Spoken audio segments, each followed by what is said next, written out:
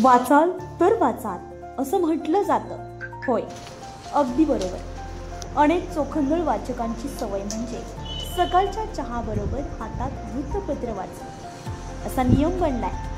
चहाचा घोट घेता घेता वृत्तपत्राच्या माध्यमातून जगातील माहिती मिळते. 15 ऑक्टोबर हा दिवस वृत्तपत्र विक्रेता दिवस साजरा करण्यात येतो आणि याच दिवशी देशाचे माजी राष्ट्रपती स्वर्गीय APJ अब्दुल कलाम यांची जयंती असून आणि वाचन दिन म्हणूनही साजरा करण्यात येतो.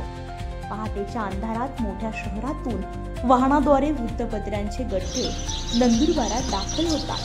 चिन्हांसाठी उजवाट होत असताना सकाळपासून वृत्तपत्र विक्रेत्यांचा दिनक्रम सुरू होतो. मराठी, हिंदी, इंग्रजी आणि गुजराती भाषेतील वृत्तपत्रांचे गठ्ठे हातात आल्यानंतर वाचकांच्या घरोघरी आणि बाजारातील दुकानांमध्ये पेपर वाटपासाठी विक्रेते वेळेत नियोजन करतात. सूर्योदय होण्याआधी सायकलीवर पेपर वाटपासाठी जावं लागतं. 12ही महिने म्हणजे उन्हाळा, हिवाळा किंवा पावसाळा अशा तिन्ही ऋतूंमध्ये वृत्तपत्र वाटपाचं काम करण्यात येतं. वृत्तपत्र दिनाचं औचित्य साधून Nanddarpan YouTube news चॅनलनं special story तयार केली आहे. यामध्ये सर्वप्रथम वाचकांच्या वतीनं नंदुरबारचे ज्येष्ठ साहित्यिक प्रभाकर भावसार यांनी वाचन संस्कृतीबाबत आपलं मत मांडलंय.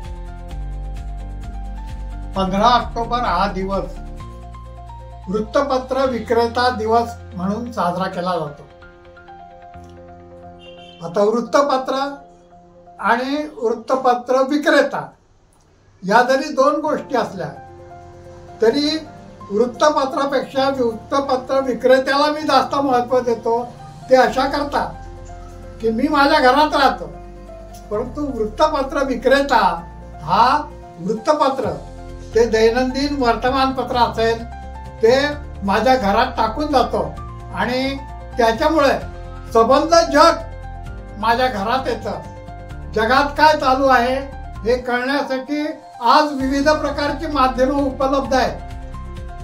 म्हणजे करलो दुनिया मुठ्ठी में म्हणणारा म्हणजे मोबाईल ते तर लहानापासून म्हातारांपर्यंत प्रत्येकाच्या हातात असतं. परंतु त्या मोबाईलमधून आपण काय घ्यावं, आपल्याला काय मिळालं पाहिजे, आपली गरज काय आहे ही त्याच्यातनं पूर्ण होते. नंदुरबार शहर वृत्तपत्र विक्रेता संघटनेतर्फे ज्येष्ठ विक्रेते लक्ष्मण वाणी, राज्य कार्यकारिणी सदस्य उमेश वाणी, नंदुरबार शहराध्यक्ष किशोर देसाई, सदस्य नासिर मनियार, मनीष कुलकर्णी यांनी आपल्या व्यथा मांडल्यात. नंदुरबार येथील ज्येष्ठ एजंट श्री लक्ष्मण वाणी हे गेल्या 65 वर्षापासून पेपराचा व्यवसाय करीत आहेत आणि अनेक अडीअडचणीतून ते मार्ग काढून घेतलेला आहे आणि शासनाने आम्हाला आजपर्यंत काही दिलेलं नाही आहे. त्या शासनाने आम्हाला काहीतरी द्यावं. फुल नाही तर फुलची पाकळी आहे. मी उमेश चंद्रवाणी, नंदुरबार वृत्तपत्र महाराष्ट्र राज्य वृत्तपत्र विक्रेता संघटनेचा कार्यकारी सदस्य व नंदुरबार शहर वृत्तपत्र विक्रेता संघटनेचा सल्लागार.